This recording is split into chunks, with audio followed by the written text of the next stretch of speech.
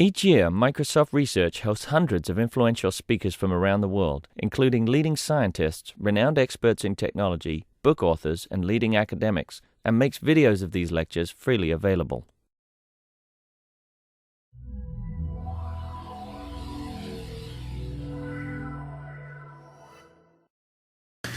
Hello, everyone.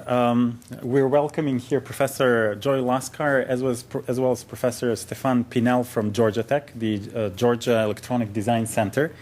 To keep everything short, just to say, Joy is an IEEE fellow, has contributed to society in many, many ways technically. And I think that the latest technology that's coming out of Georgia Tech is so exciting that it will keep you frozen at your seat. So thank you, Joy. Thank you, Darko. Today we'll be talking about hopefully a hot topic, hence the flames. And I want to acknowledge actually Stefan Pinel and myself. We've been working for some time in this area, and the focus is on digital radio development. So this is a CMOS solution operating at millimeter wave or higher frequencies, 60 gigahertz. I'll give some rationale about why that makes sense. And we see this as a fundamental block for future high-speed throughput connectivity, file sharing, etc. We have a team that's been working for some time at Georgia Tech. This goes back almost a decade. So current and former students. And the team basically, as you'll see, works on almost an end-to-end solution. So both not just at the radio level, but also at the processing layer, antenna layer, packaging layer, and through into the signal processing as well. So in terms of the outline, provide some motivation, initially some market positioning, if you will, and then also some of the technical rationale. And then I'll dive a little bit into the design approaches, which is around some of this will be around the circuit design, architecture approaches, and then some of the requirements that we've been looking at implementing in terms of the antenna and the next level of integration or the printed circuit board integration. And then talk about some of the differentiations in our approach, which deals with both architecture, module, circuit, antenna integration, and also processing. And then review the results. And then at the end, after we get through the summary, Stefan will give actually some live demonstrations to give something that's kind of you can get your hands around in terms of what we see the use cases are. So in terms of motivation, maybe we start with something like this. This is something I think obviously everybody in the room is familiar with, which is the growth of mobile internet traffic. And both with the introduction of smartphones and laptops, the throughput and the exabytes of data over the mobile internet.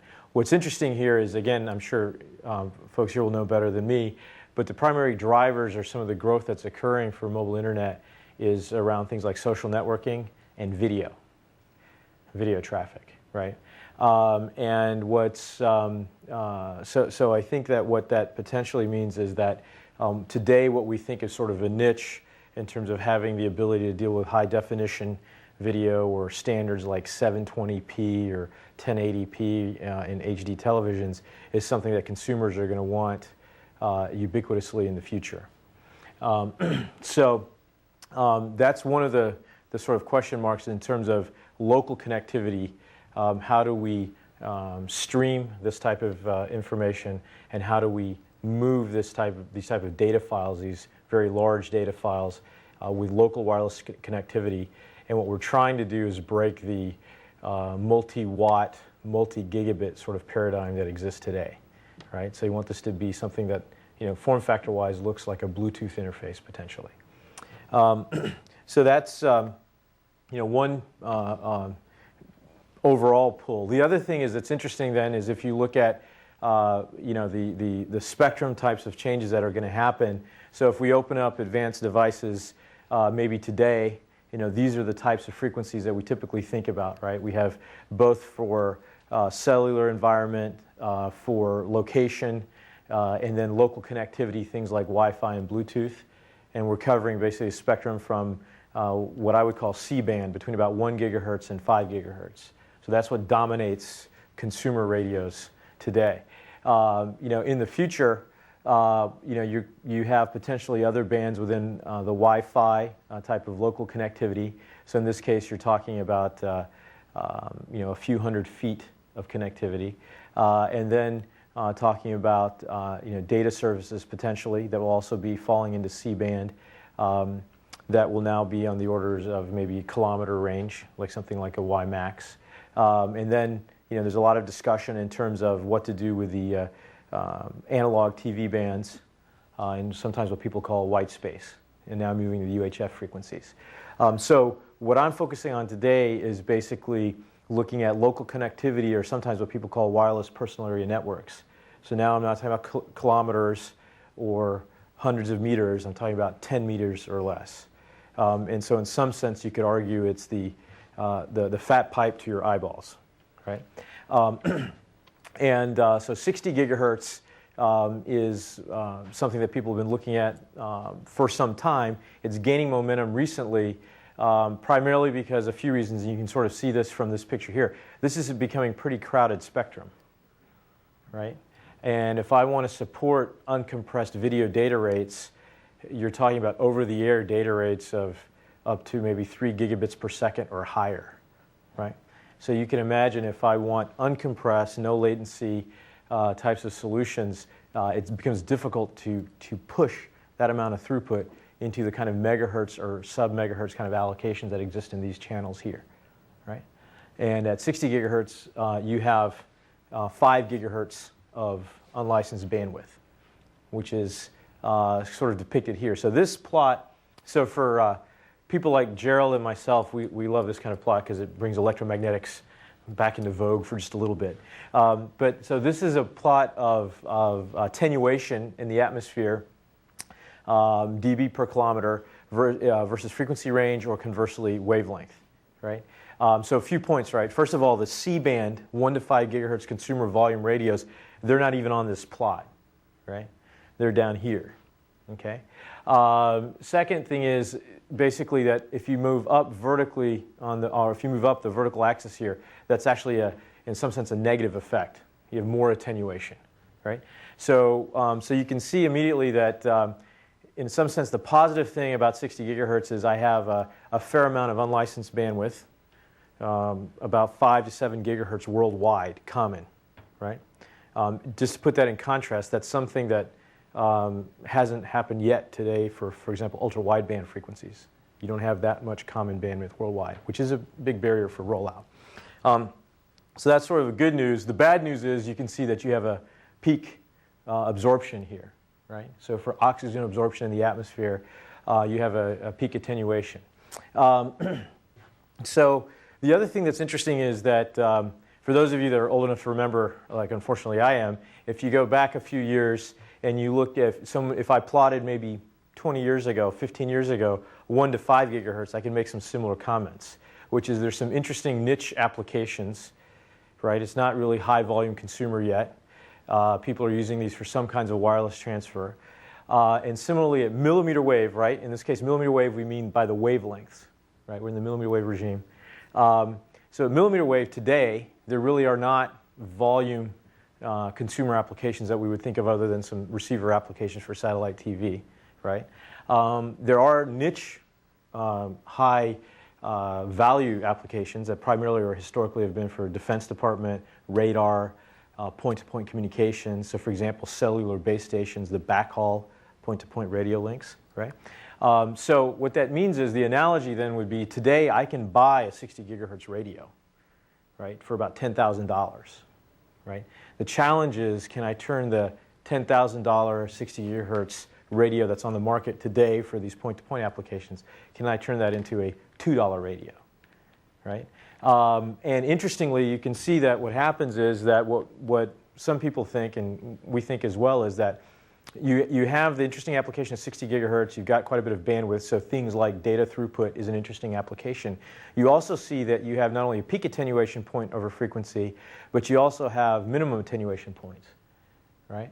So millimeter wave has a lot of different applications, not just at 60 gigahertz. So for example, if you go through the airport today, There's scanning, full body scanning. That's actually using millimeter wave frequencies. If Darko's next car is going to be a Mercedes S-Class with a smart cruise control option, that's 77 gigahertz radar.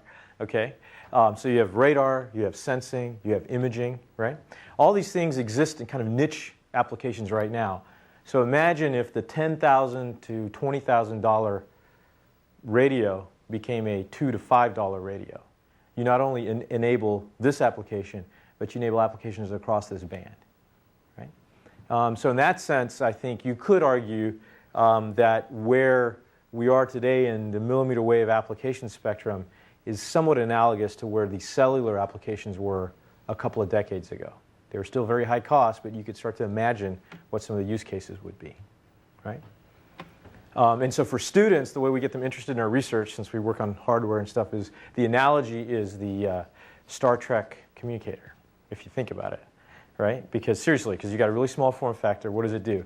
Communicates with satellite, communicates locally, does data collection and sensing in a real small form factor, right? So something like that. Yeah.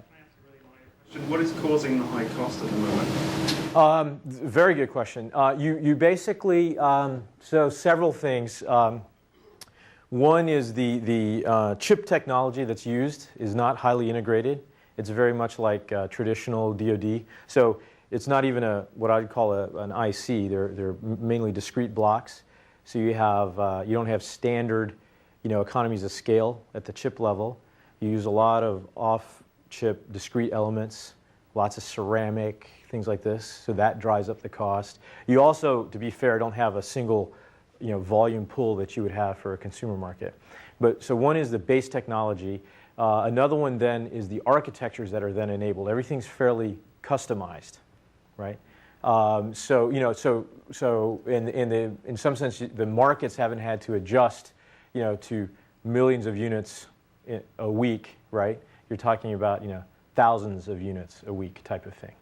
So that's still, so in some ways, most of these applications in this space are very analogous to what happens in the DoD industry today. So if you went to Lockheed Martin and looked at a phase array radar system, the base elements would look very similar. Right? But that's going to change over within 10 years for sure. And the way you can measure that is look at what the DoD advanced agency kind of procurements or research requests are. A lot of it is how to collapse a lot of these things into a chip level, right? Okay, so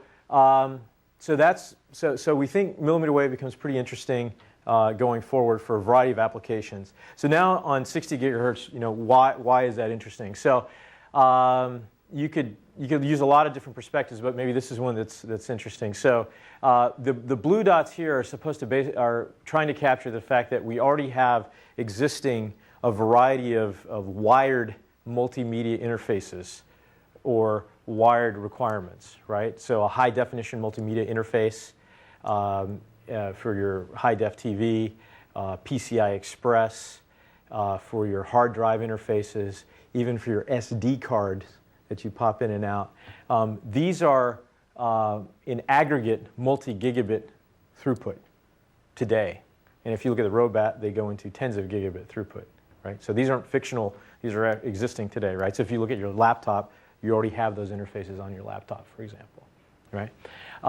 So then if you look aggressively at the kind of local wireless connectivity, right? So now you're basically asking the question, how do I get gigabits of throughput over the air locally?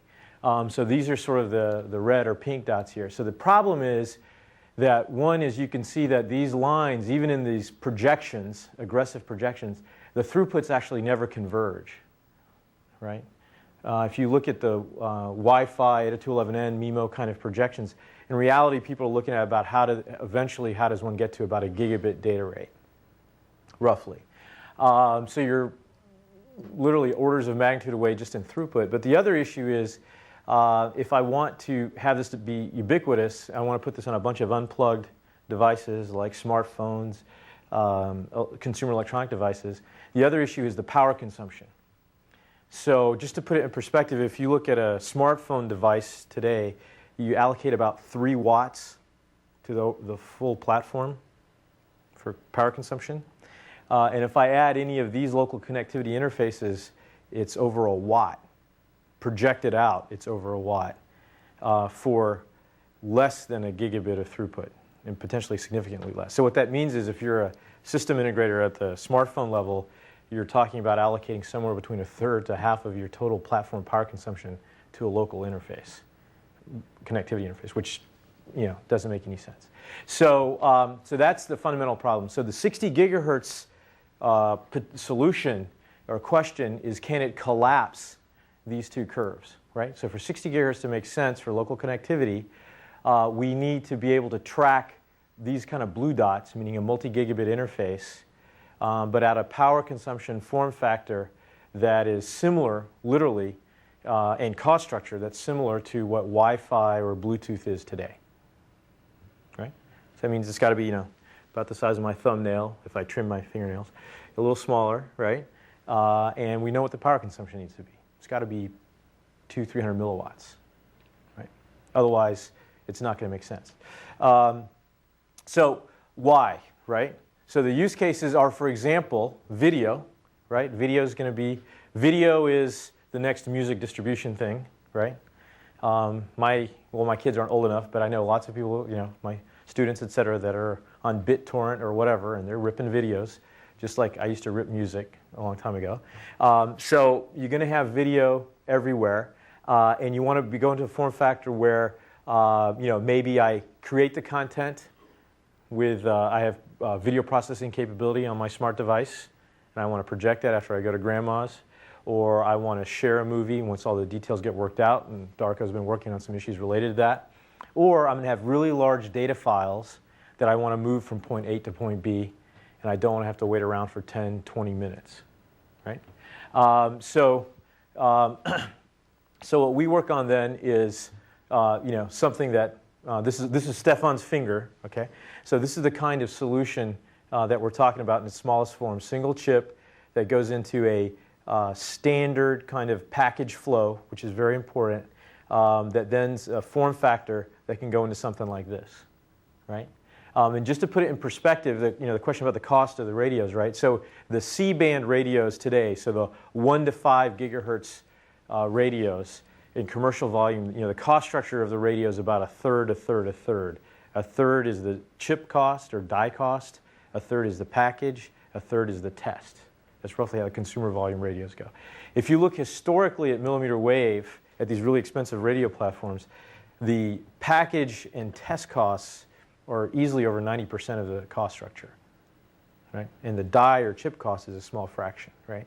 So we have to attack all those issues together. So in this case, the reason that this becomes kind of significant to the system integrator is this is a piece of standard digital CMOS. This is a slightly modified printed circuit board, but it goes into a standard PCB flow, and that goes into a plastic package. Yes? There's no 3.5 in there. It's all silicon. That's correct. No 3.5. Which pains me to say that because my thesis was in 3.5s. But We outgrow all these things, but the point is that it should be really inexpensive. yes. So I'm confused. In the past, we were sitting there saying that it was overly expensive, and I was assuming because it was hybrid. But here, it's all silicon at this frequency. It shouldn't cost much at all. That's correct. You're exactly right. So you're saying this is on the forward side of where you're looking here. Right. What I'm saying is this is what we've been working on today. Okay. All right. So yes, this is kind of forward looking. Okay. Yes, that's exactly right. So, but your point is right. In other words, therefore, if I had the volume, then this interface costs the same as an 802.11b, right? That's exactly the point. So, so from a research perspective, if we try to describe kind of what we're working on or what are some of the differentiation, and I'll kind of walk through that. So you can see what our focus is then is how do I integrate all this stuff at a chip level in standard CMOS, how do I get that into a plastic package flow and have the robust antenna interfaces integrated on that. So right now we're the only people that do all digital CMOS in a plastic package with antennas with it. Okay, so on the radio side, the observation is the following: that normally, especially at the higher frequencies, you make several demarcations, and when you do the development, one is you think about communication and sensing as being very different, right? In other words, a radio and radar, right? And if you look at, say, again, like a DoD industry, there's literally different companies that work on these things, or different divisions, right? Almost. The second thing is that when you do these developments, you make demarcations this way, right? I have a team that works on the front end. I have a team that works on the analog piece. I have a team that works on the data conversion piece. I have a team that works on the processing layer, etc. So they're all done very linearly in some sense. And that's another reason why things are so expensive at these frequencies. Right? Normally you have teams, this layer here, there's a whole industry that's called a MMIC, monolithic microwave integrated circuits. When anyone says a MMIC, they really mean this piece right here. So what has to happen for, and the other thing is that what happens at these frequencies at 60 gigahertz, what's interesting is normally when you think about wireless, like an RF design, it's a very narrow band design, right? I'm going to have a carrier frequency of a couple of gigahertz, but the actual band of interest is megahertz, right? So 60 gigahertz is a little different, right? Because I have 5 gigahertz at least of bandwidth, and actually more like 7 or maybe even more. So it's actually a wideband design, right? Even though it's wireless, okay? So to deal with all of that, you literally have to collapse these layers, in a sense. So that chip level that I'm talking about isn't just this front end. What has to come off that chip is a collapse of all these layers. So by collapsing them and doing that intelligently, and since we're in a university, we make up acronyms like layer fusion, but there's something to that. What we want is a lot of functionality that goes into the IC. And more importantly, we know that we're going to have a multi-gigabit data rate that's coming through this radio layer, this radio modem layer. And I don't want to have to deal with things linearly. And there's lots of power efficiencies that I can achieve with integration, which is actually an argument for why I want to move into standard silicon. So as an example, and I'll give you very specific circuit examples, but the takeaway is that you can do things like, you can see some of the words that I use here. So I've got a, say a digital transceiver. What I mean by that is it's still an RF radio interface. It's still a transceiver, but it's completely digitally controlled, right? It's actually very similar to what people do today, say, for Wi-Fi radio, but now we do this at 60 gigahertz. The other thing is I want a fair amount of embedded processing, bit manipulation, synchronization, filtering, and control. And I'm actually going to use a distributed approach where I do some things in analog, I do some things in baseband. The reason I do that is because I get power consumption efficiencies, right? So I have to collapse the layers. So so then this kind of brings together some of the enablers that we think about. And so on the left-hand side is kind of the way we do things now. So this is literally a radio that you can buy. That's this $10,000 kind of thing. And you can see the kind of you've got metal housing, you've got waveguides, very large, bulky. It's got a heat sink in it. If you start to crack open these things, you'll find lots of ceramic packaging. You'll also find all kinds of shielding and waveguide routing not on a chip, right? On an expensive substrate or platform. And then in addition, you're going to have a fair amount of, if you start to put together the complete link, like in a point-to-point link, you have a fair amount of processing that's going on as well, right? So to attack this, what we look at is, all these things are necessary, but by themselves are not sufficient, meaning I want to move into CMOS, standard digital CMOS. I also want the package flow so I can eliminate all this type of stuff. And I want to collapse the layers in an architecture form so I can embed a fair amount of the processing in here. So this becomes almost like a hot pluggable radio into existing backends. Okay?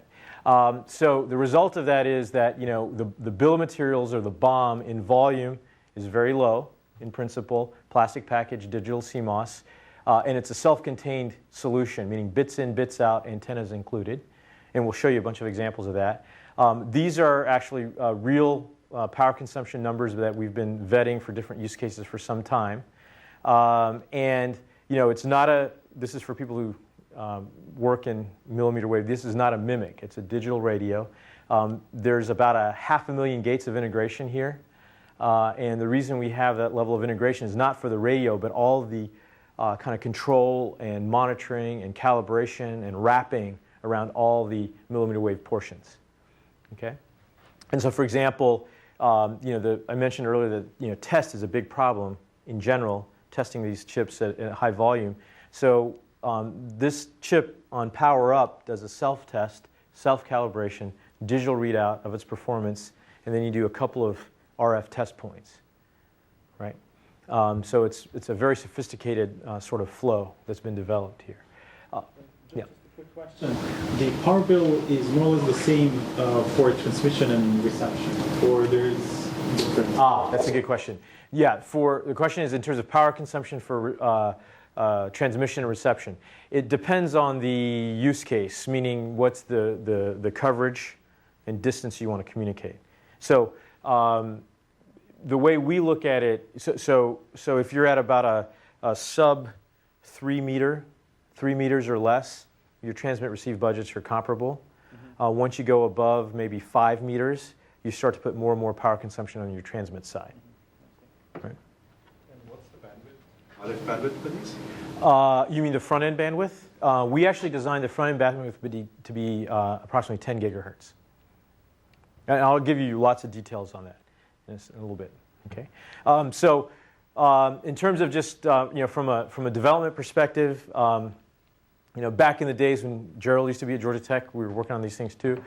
So there's a kind of a parallel flow that is important. One is, for example, if you're working in standard CMOS, the problem is if you go to any manufacturer or foundry, they're not going to have the design rules for these frequencies in their digital process, right? So we want to work in standard vanilla digital CMOS. Nothing has to be done to the process. So we spend a lot of time in terms of understanding what are the degrees of freedom and boundary conditions for the IC design flow. And it's not just an RF design flow. There's all kinds of issues in terms of transmission issues, noise issues on the receiver side, et cetera, et cetera. So this is developed in a very detailed manner. And we develop actually a lot of our own extraction techniques that then weave back into the circuit design scenario. In a similar way, we do that with the packaging solution. There is no standard. You can't just walk up to a printed circuit board foundry today and say, I want a millimeter wave package that has the same cost structure as what you do on your PCB in your laptop, right? So what we've done is spend a lot of time coming up with a process flow that can go into a standard PCB manufacturing house within about maybe a 30% premium. And then from that, maintain what we call design rules for the package, the antenna, and any filtering we might be doing on the PCB. So these flows in development go kind of in parallel. They're co-designed, right? So what happens at these frequencies, it's very difficult to design the chip and then think later about how you're going to interface it into a package and then later about what the antenna is going to do. These things have to be, in our opinion, are very intimately co-designed and tied to the system use case, right? So that's what we do. Been going on for some time. And then the architecture is something like this. So, the kind of solutions we're talking about. So this is receiver, transmitter, and in effect, we have a modem physical layer here, and within a protocol adaptation layer to a variety of backends. So what we want this to do, ultimately, is a bit stream comes off of this, a demodulated bit stream. You can take it in digital form or analog form. You can change the modulation schemes. You can use different backends. You can even use different, there's different variations of standards that are going on right now. You can use that as well, right, with your backend. So this is, so what this looks like is if you look at a system architecture today for local connectivity, you effectively have various microcontrollers that hang off your media processor bus. One for Bluetooth, one for Wi-Fi, one for USB, one for 60 gigahertz. So this is a multi-gigabit 60 gigahertz microcontroller, is how it behaves to an integrator. Okay. So the next couple of slides, I'm going to just kind of go through some of the technologies, and then just please ask questions away, and then tie it back together with some of the overall solutions. So one area, and actually the area that we started on, was the packaging a while back. And the reason is that, again, if you look at high volume consumer radios, you will not find very much ceramic packaging in those solutions, right? It's just too expensive. So, not a huge insight there, but we knew from a long time ago that we have to have some alternative to a traditional ceramic flow. Because again, remember, there is a multi-billion-dollar supplier industry that exists today for millimeter wave stuff. It's all ceramics, right? So we spent a lot of time looking at this, and so basically we worked on a modified PCB flow, and that's what this is supposed to capture. But this is what our base platform that we work in. These are about 1.5 by 2 foot panels. The prototypes in the university cost us about $1, right? And so that gives you an idea where you go in terms of volume. So we have these punch-out type of panel, type of structure here. You work in a standard printed circuit board process. You have the same kind of flow in terms of large panel fabrication. We also spend a lot of time on the antenna design rules. It's very important. This is a co-design, so you can imagine if I'm in a digital CMOS process, I want high-performance antennas that are low cost, right? Every couple of dB of gain I lose in the antenna, I have to compensate for with current consumption in the circuit, right?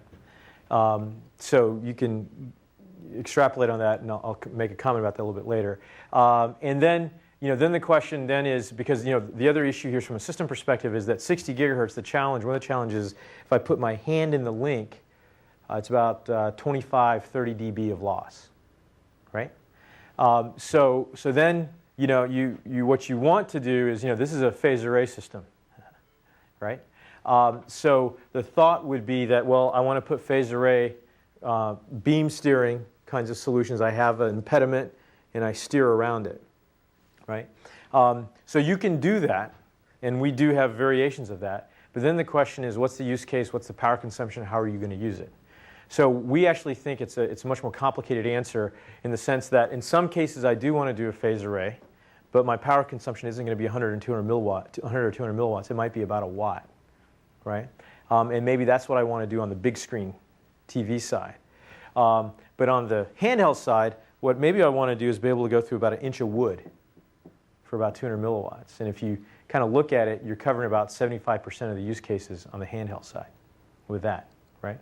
So there's all kinds of variations you can play in terms of having the gain and beam width of a relatively simpler antenna array, or beam sectors, so you can get much more coverage, but then you're trading off what your power consumption is. So that's actually, I think, a fundamental piece of looking at this.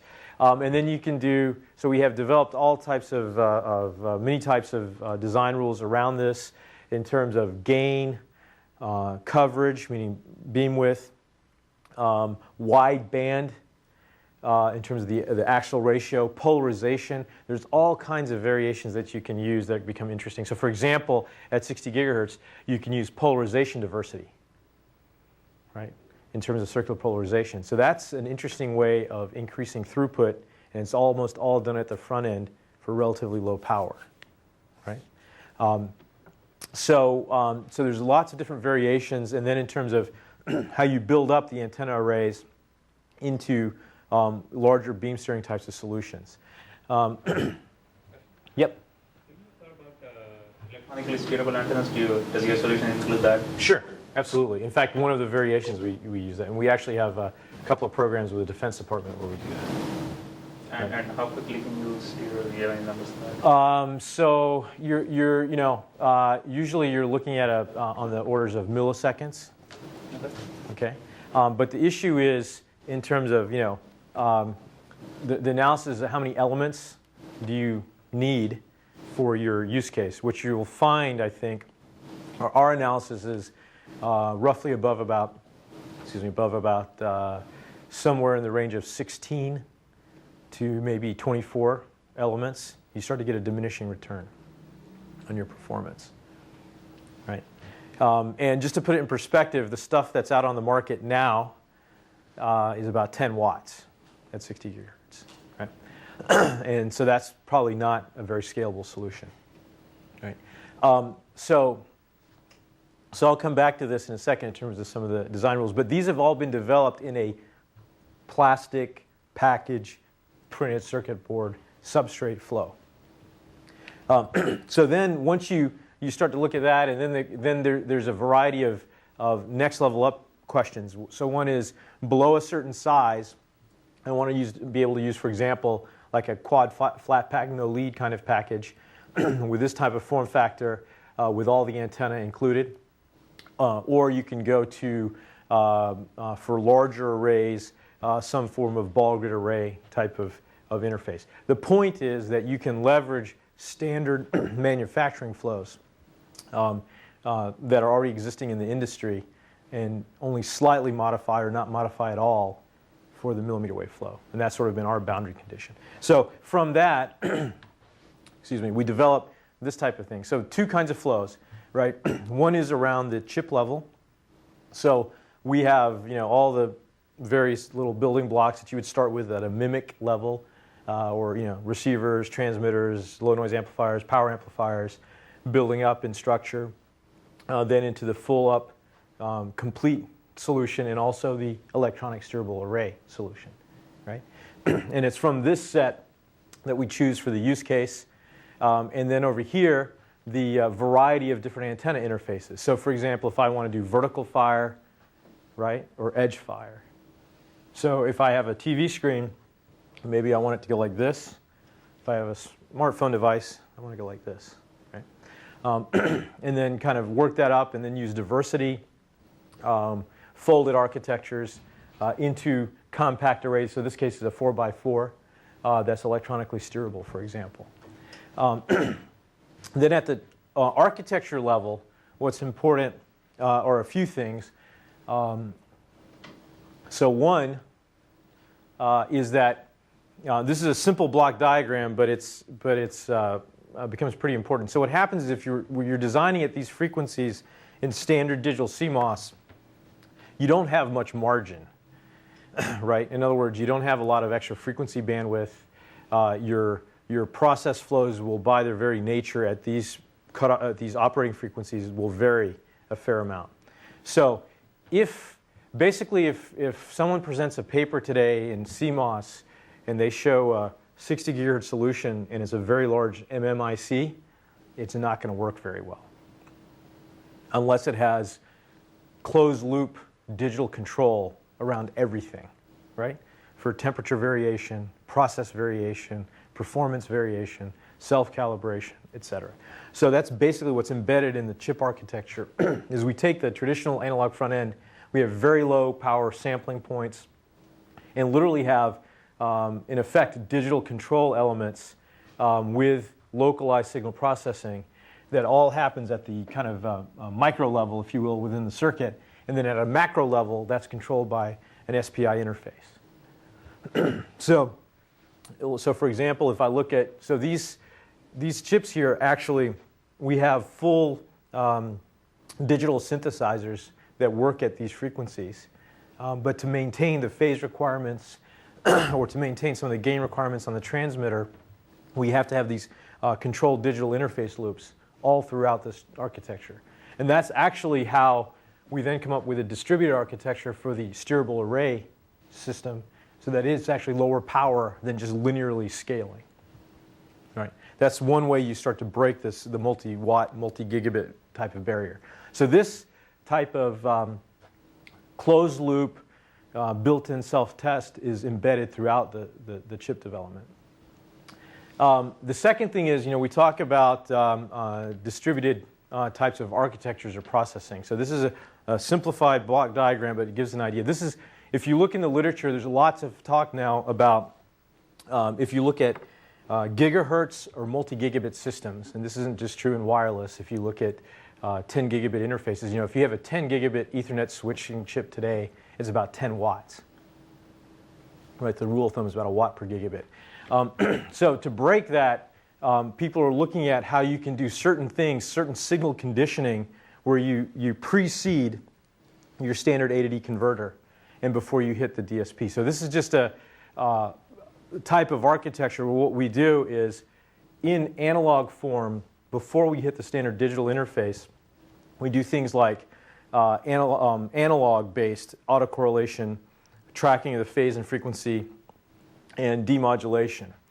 So what that does is that effectively increases the resolution of the following A to D converter stage, effective number of bits by anywhere from like 2 to 3 bits. And what's in red here is basically a multi-gigabit modem that's embedded on the chip, right? So that's from collapsing the layers and using this distributed or collaborative type of processing approach. And then this is the type of eye diagram that we get off the chip, for example. You can take a demodulated bit stream, in this case a QPSK signal, and that's directly what comes off the IC. And just to put that in perspective, that enables a very low ADC power technology, right? So 5 gig samples per second. In this particular case, a 3-bit, this is a flash ADC core. Total power consumption is 2 milliwatts. Right? And that's embedded in the IC. Then you can take this, there's tricks you can play to increase the resolution. And sometimes people look at the figure of merit for A to D converters as signal to noise ratio, or the SNR number of bits and the sample rate.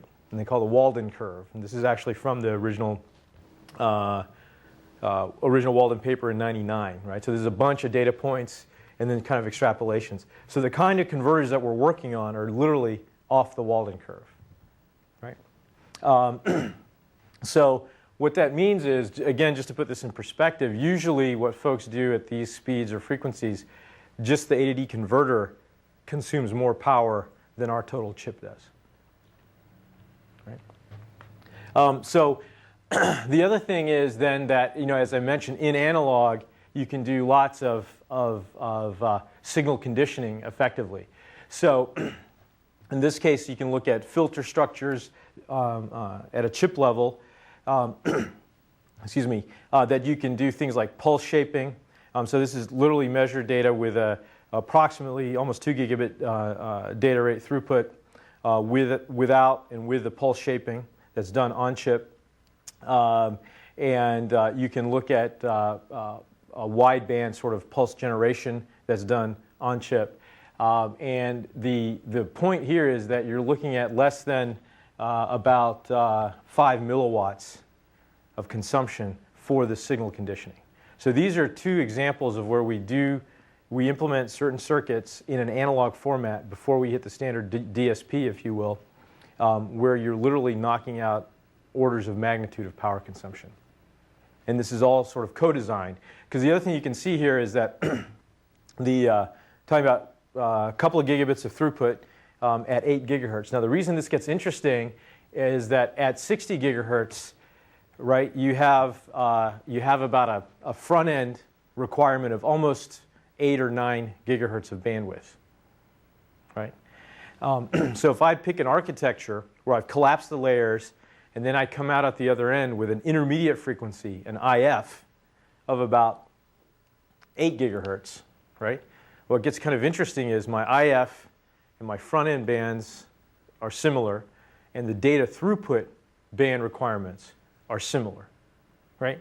So there's a lot of that allows me to potentially implement quite a few efficiencies in terms of the signal manipulation through there, right? So that lines up pretty well for 60 gigahertz. So, so this gives you now, coming back to the question of the IC performance and some of the details. The next couple of slides will start to look like eye charts. But so this is what's on the chip today. So at the chip level, we've collapsed the layers. You have a digital bit stream or analog form IQ that comes off. The front end is approximately 10 gigahertz bandwidth. That includes everything from transmitter and receiver. Whatever standards one looks at today on the front end, you have 4 channels, 1 in a quarter gigahertz, is that right? Or 2.16, sorry. 2.16 gigahertz 4 channel, that's consistent across whatever variations one's talking about on the front end. Then you have the, kind of what we call a bits in, bits out architecture. The other thing that's really important is when you think about the system integration, you can imagine if you take a radio and let's say you want this to be integrated into something where the system integrator isn't really a radio person, and it's probably very unlikely they're going to be a millimeter wave radio person, right? So then how do they work with this? So you can see how this is architected. The interfaces into this are what? It's a I/O, digital control, power and ground, and a reference crystal, right? And actually, one of the most differentiating things about this design is this is a standard video reference crystal, right? So this is like a 30-cent video reference crystal. Any video board has a 27 megahertz reference crystal. And as far as we know, if you look at anything that's been shown and reported, we're the only people that can lock off of this reference crystal. Most people's reference crystal are more expensive than the die. Right? You can look it up. All right? So that's actually a non-trivial portion of the design. So the point is then that if you went to somebody that had a video board, if you will, they literally, the rest of BOM, the rest of bill of materials is almost zero, which is important for insertion. And to make it look like to the system integrator like any other commercial drop-in part. It's a plastic package, digital interface. Right?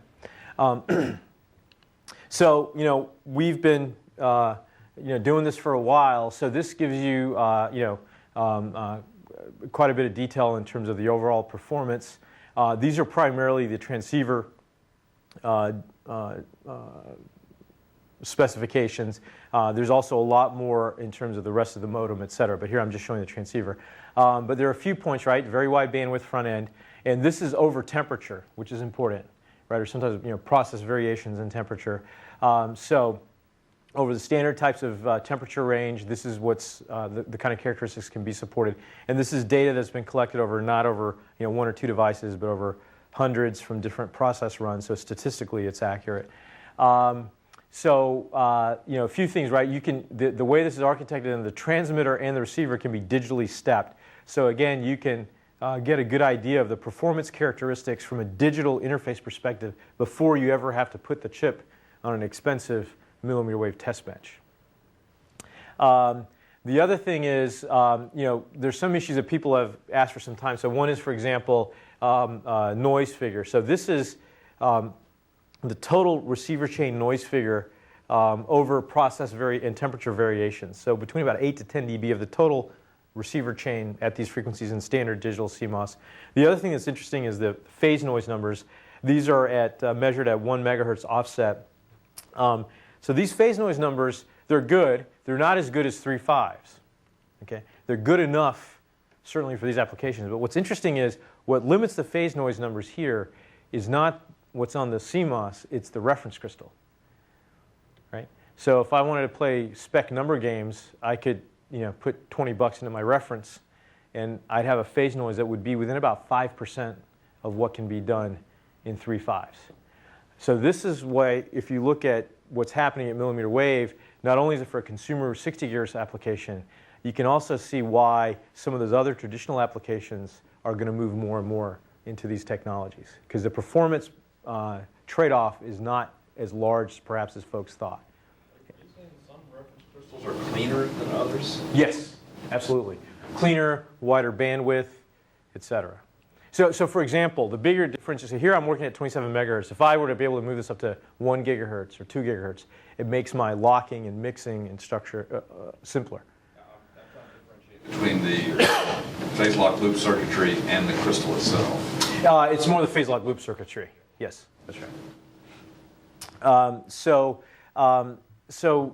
there's some things that you start to see here, or you can pull out, that means that you get efficiencies, not just from an integration perspective, but the fact that you're literally, the penalty performance-wise, say to other chip technologies, is relatively minor. trade off by functional integration. So to that point, it's scalable. An electronic steerable array at 60 gigahertz or any other gigahertz is basically a portable radar, if you think about it.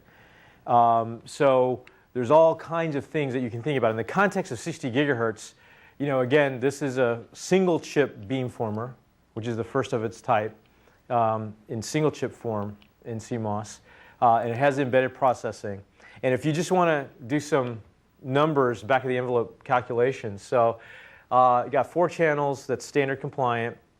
You've got independent transmit and receive. Let's say that you go with 16 QAM modulation. So that can give me, in principle, up to 6 gigabits per channel. Right? And if I want to do the full beamforming, the issue there is not can I do beamforming or not do beamforming, but can I do it in a way that's more efficient than this guy? Right?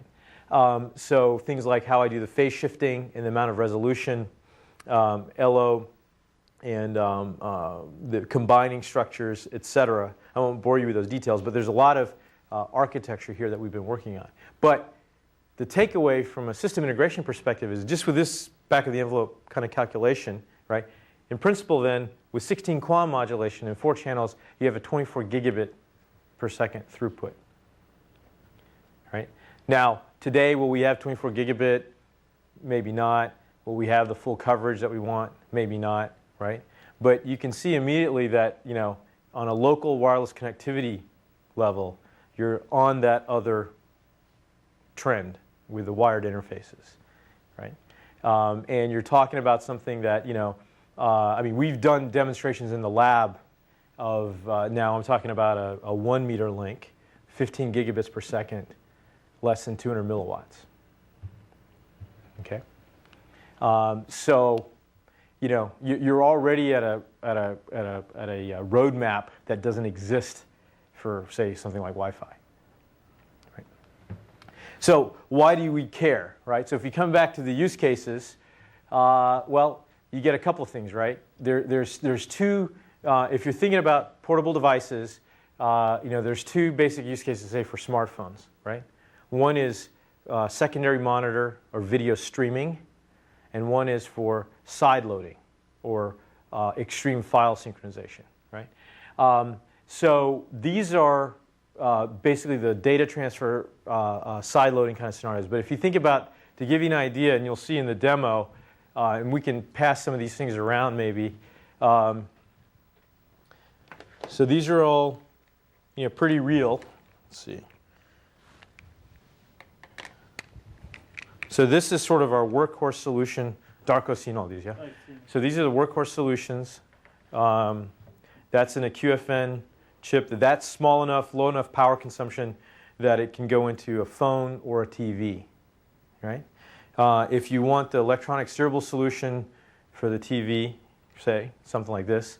If you want something that goes onto an SD card, right?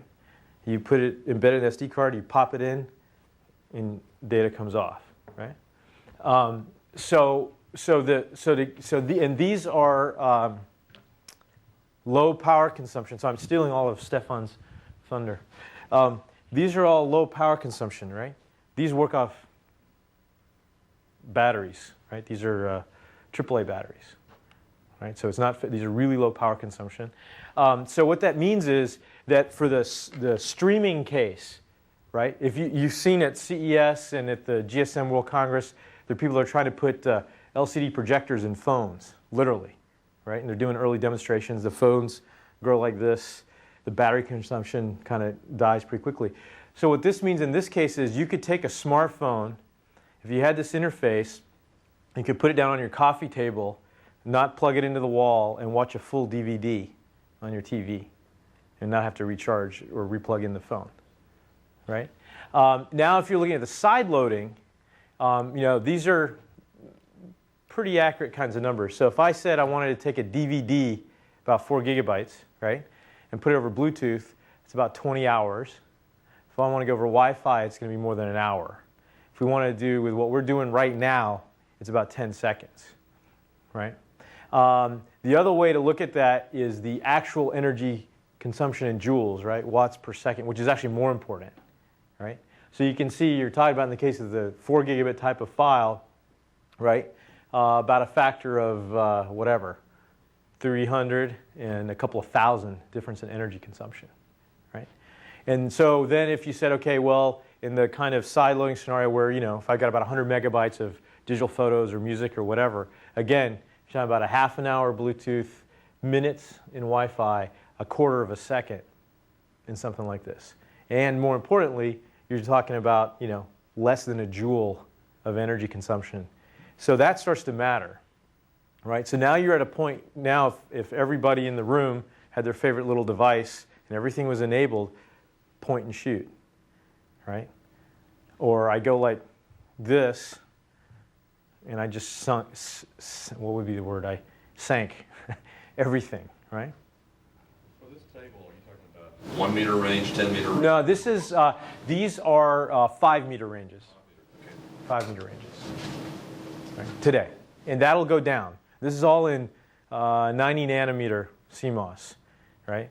So for example, if I went like this and moved to 45 nanometer, these are going to go down.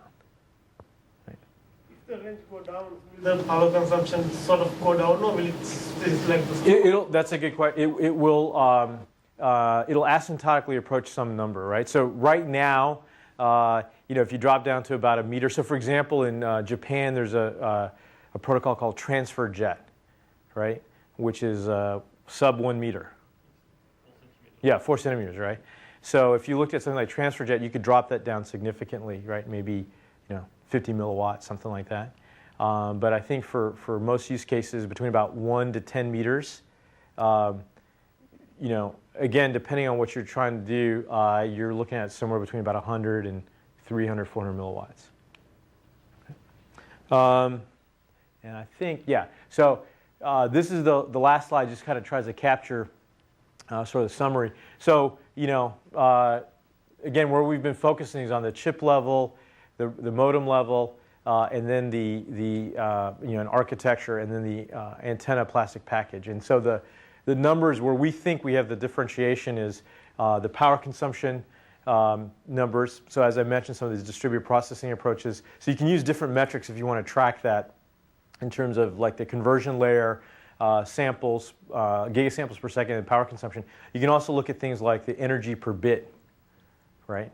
Which is analogous to the joule type of argument, right? So this you're literally in a picojoule per bit range for gigabit throughputs, right? That's important, right? And in terms of the levels of integration, and then you know this sometimes people ask us, you know, what's our differentiation or what's the insight? But it's not a simple answer because these really all correlated. So for example, most of the things that people are working right now that are compact antennas that are in the literature are going to be about 0 to 5 dBi of gain. Right, Gerald? Yeah, actually probably less than that in reality, right? So let's say a few dB. So you can imagine if I'm giving up about 10 dB of gain, right? That translates into many milliamps that I'm burning, right? On the transmitter, for example. So that all matters, okay? So that's our last slide. And with that, Steph, you want to? Okay, so you can, I guess, do we need to? It's time for some questions. Questions? We have some questions. You know what, I actually wanted to ask, let's say you have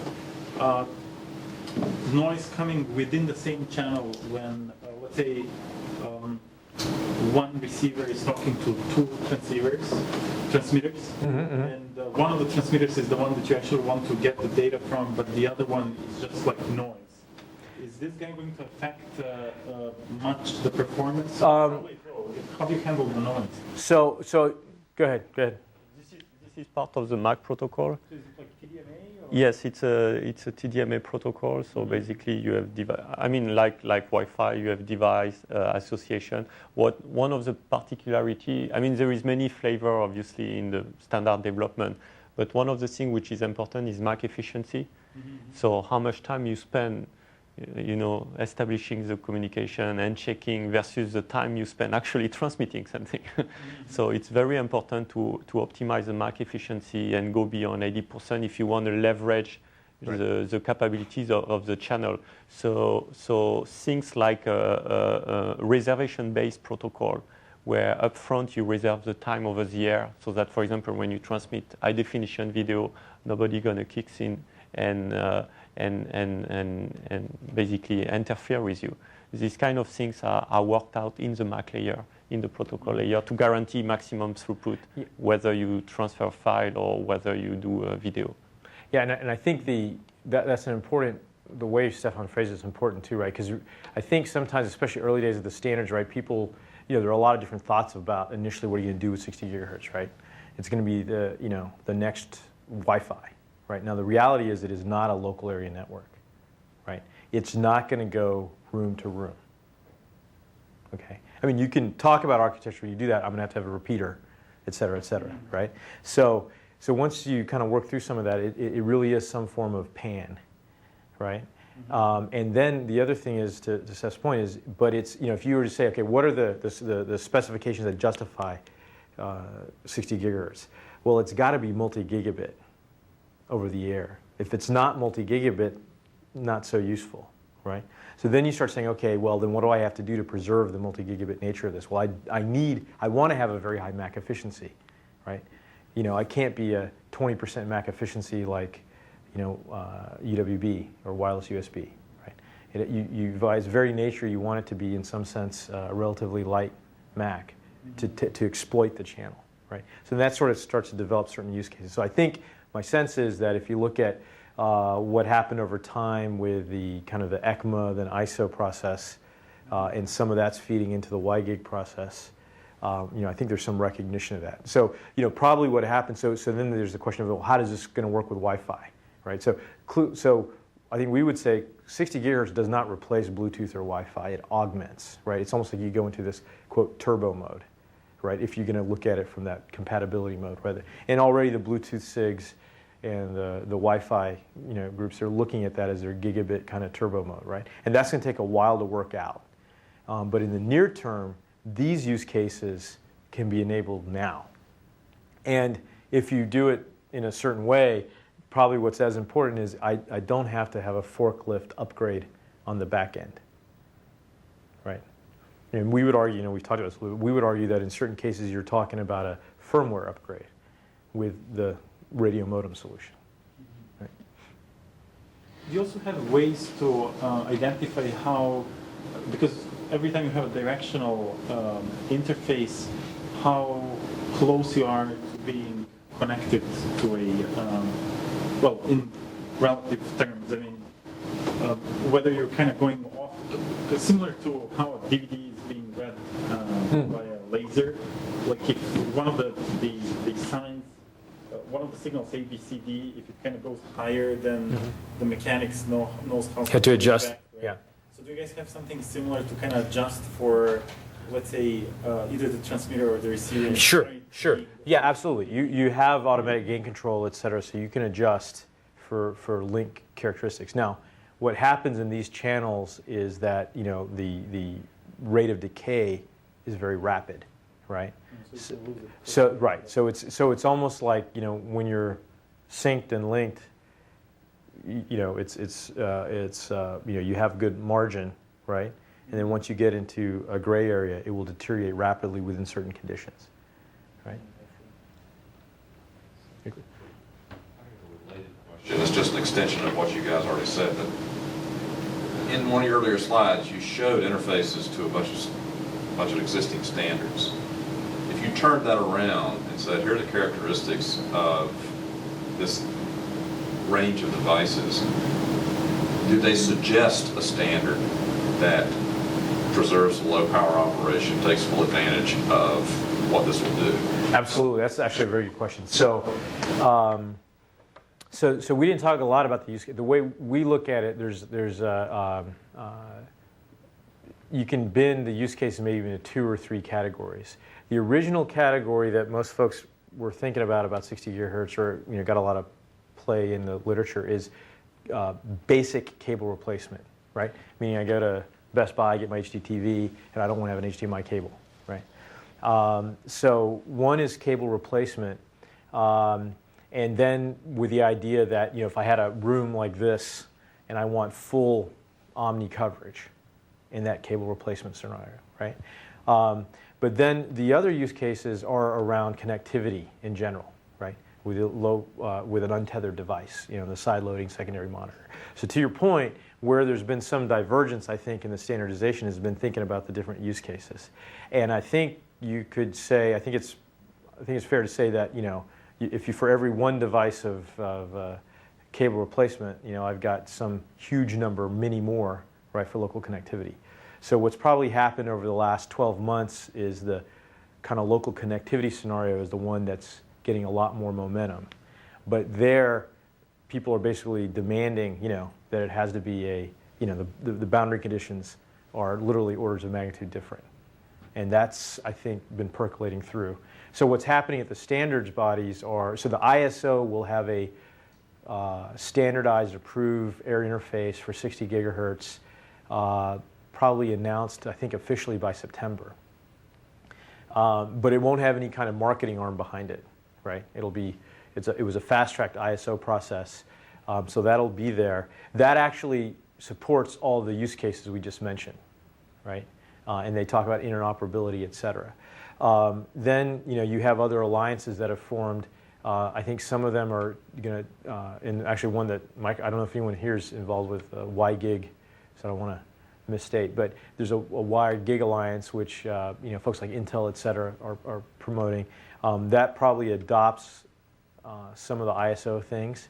Then there's also a focus on how you're going to be compatible with the Wi-Fi, right?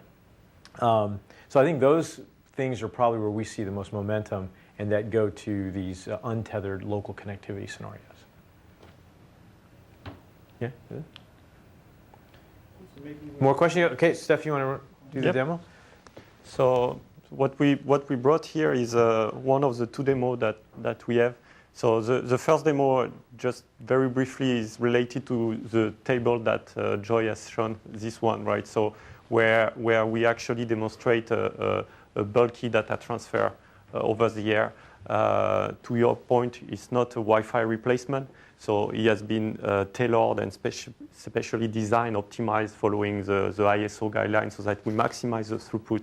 And you could download, for example, a DVD in less than 10 seconds. So then ask yourself, what can you do with this, right? You have a eMMC storage capabilities right now that putting out 100 to 200 megabyte data transfer. You have solid state drive over 300 megabyte data transfer. So you can clearly leverage the speed over the air with 60 gigahertz.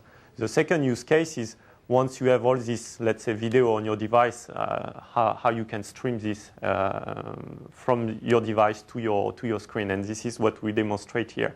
So what we have here is, and I invite you to get closer if you want to have a closer look. What we have here is a reference design of a phone, what we call a brick phone, right? So it's an exploded version of a phone with all the components, the application processor, the LCD screen, and here there is a video coprocessor putting out 720p, so full HD resolution, right? Coming out of the cell phone platform on a mini HDMI connectors. So and just to put that in perspective, this is a real phone platform. This will be in Asia second half of this year, by end of the year, will be in North America next year. So point is you'll have 720 video camcorder capability as well as streaming capability on the phones. So it's not fictional, it's happening. Yeah. So on that phone, on that platform, you have HDMI, you have also other connection like MIPI interface as well, all of that, and you have also a HD camera, right? So the crappy HD camera you have on your phone very soon is going to be a full HD, so you're going to have also a user-generated HD content, right? Bottom line, your device capacity will be saturated of a lot of videos. And what we do, so we take this video raw output, uncompressed, directly serialized into a bit stream that is feeding the evaluation kit we have here. So I have another version here. So what we have is a QFN form factor here that include the chip. Is really what you have here over there. It's a chip, right? So standard digital CMOS, 2.5 millimeter on the side. It's an antenna embedded within the plastic package and a standard QFN footprint. So from a system integrator point of view, you reflow that with all the other microcontroller and device on your motherboard. You don't need to worry about 60 GHz.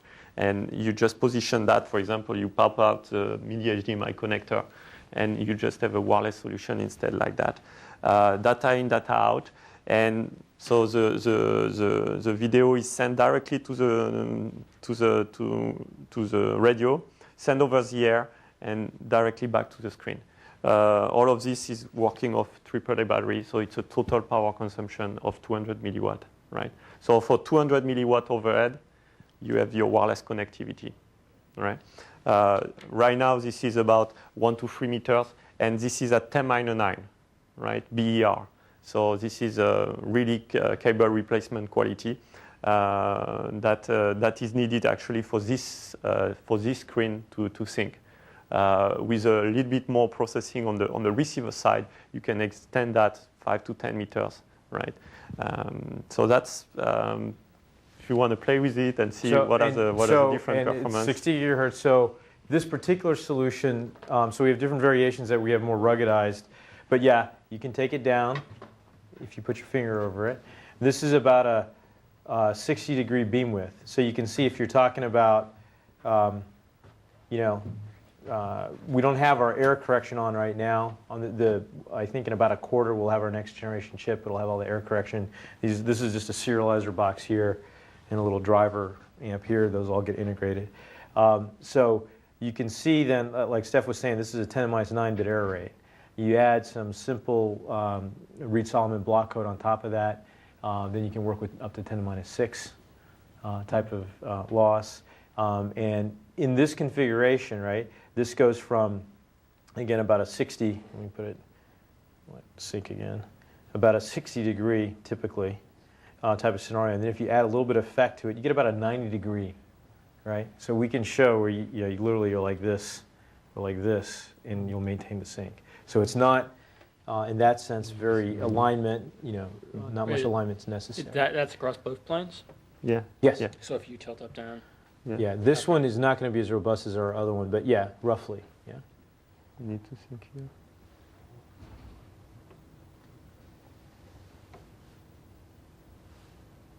Break here. About 60, right, on both sides.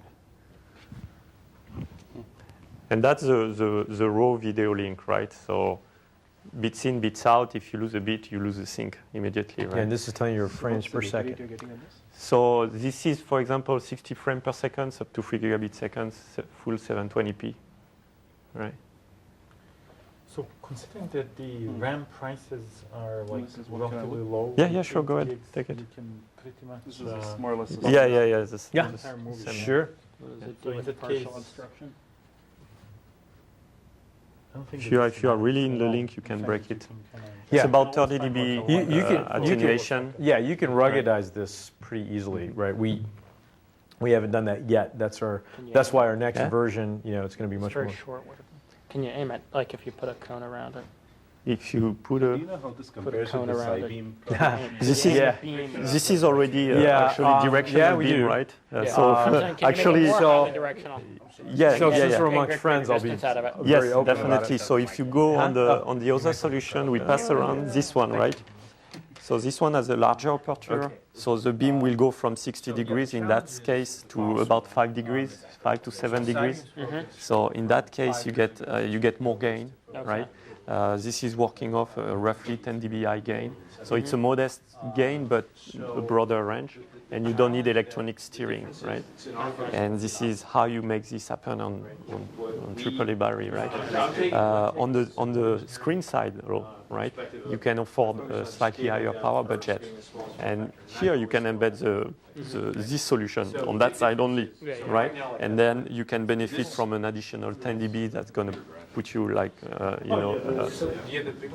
I guess the question is, what about obstacles? I imagine in a lot of setups, you sort of have your TV and put your DVD player underneath. It'd be nice to remove all the wires. Just obviously work for it, but I mean, is there any way to get this to go through a table or something? Yes. So for example, you can have